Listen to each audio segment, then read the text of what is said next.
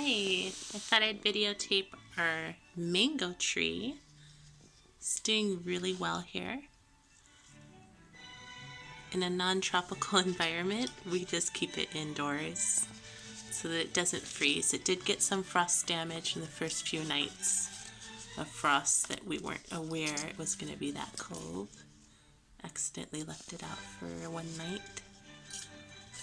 That was in November. Late November. This is all the new growth that's come since spring. So that's exciting. And then there's more coming as well. It's a nice strong trunk. And we'll see how this avocado does.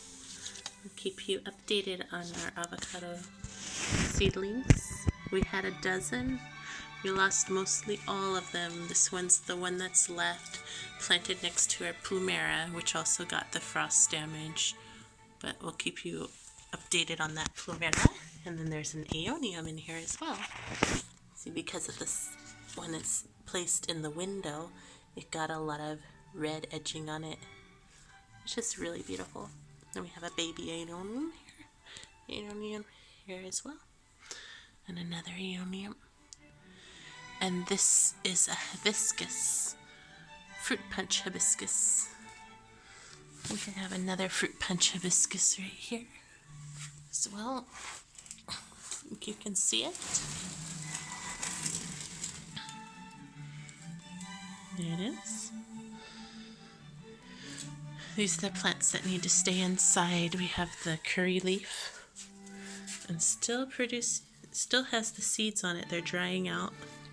It's not producing anymore, but it has some dried out seeds left on it.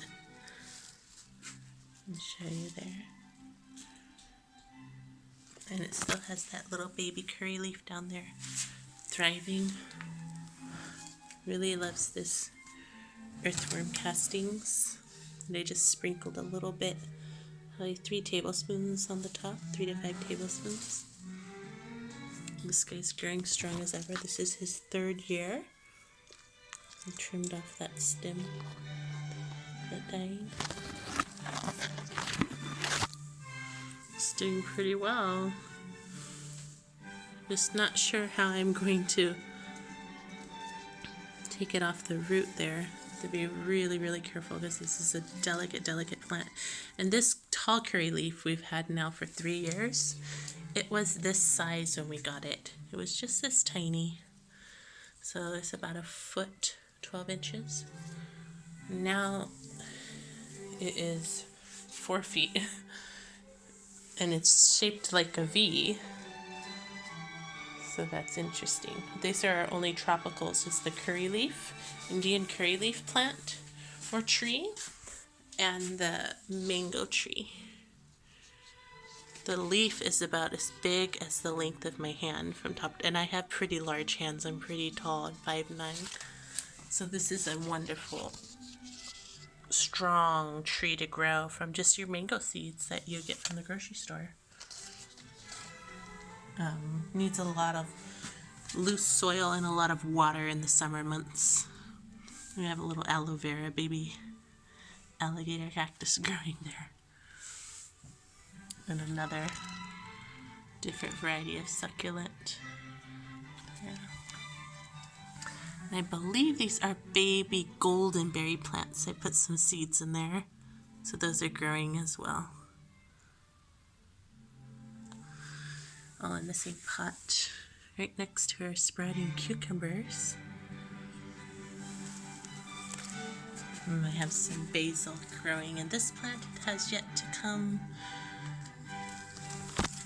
And our giant ficus is doing really well too. It mostly stays indoors. We've had this ever since we moved here, so about 11 years. We're going on 12 years now. This ficus has always loved being in the sunroom. We do put it out in the summertime under a gazebo, and it loves that as well. Absolutely loves, thrives in the summer heat. That's where it gets so green. It needs full sun to survive. It's really a beautiful plant to have. It's our only large indoor plant that we do have. Most of our plants, we like to keep them outside. We feel a little guilty not. Unless they're in a window, then it's fine. But so this is our ficus we picked up at IKEA in Emeryville almost 11 years ago now. It'll be 12 years in November that we've been here. We were in San Francisco for quite a few years. I was there for about 10 years. And there wasn't much you can grow in San Francisco except for on your windowsill. The sand is the soil is very sandy. So it's hard to, you'd have to just dig really deep and then put in all your own soil to really be able to grow there. So I never really thought of it as, while I was a student and caregiver for my grandma, I never thought of it as like a necessary thing that we needed to grow our own fruits and vegetables. So here, I mean, because the environment is so different, it's so easy to grow your own fruits, trees, and vegetables. We don't get a whole lot of sun right away, but slowly we do get enough sun to provide wonderful, wonderful harvest yearly. So we are happy about that. This is our flowering maple tree.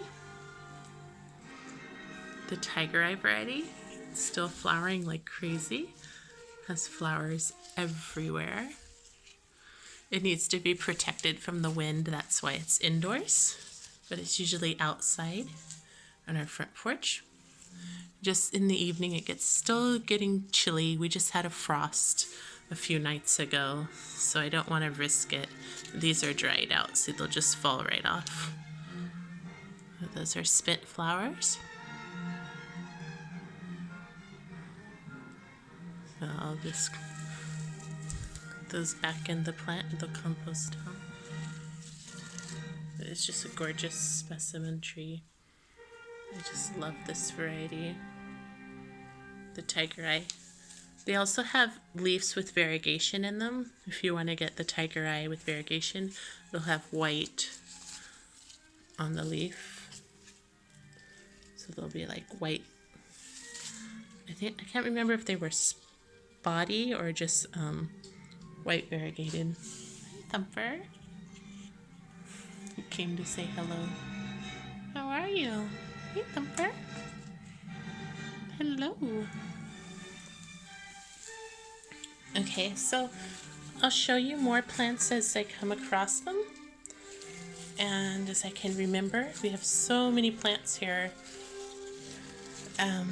Over the years, we've switched some out for others, and bought different kinds from numerous different nurseries and people just on the internet. So a lot of plant people out there, so thank goodness for all of you who are able to trade plants or buy them off of each other. Babies. This one was fun to grow because it was a little baby. It was only 2 feet tall. 2.5 feet. But it shot up and now it's about 8. Let's see, I'm 5'8", so 6 feet tall. So like, this is my height, and it is up, up, up, up, up.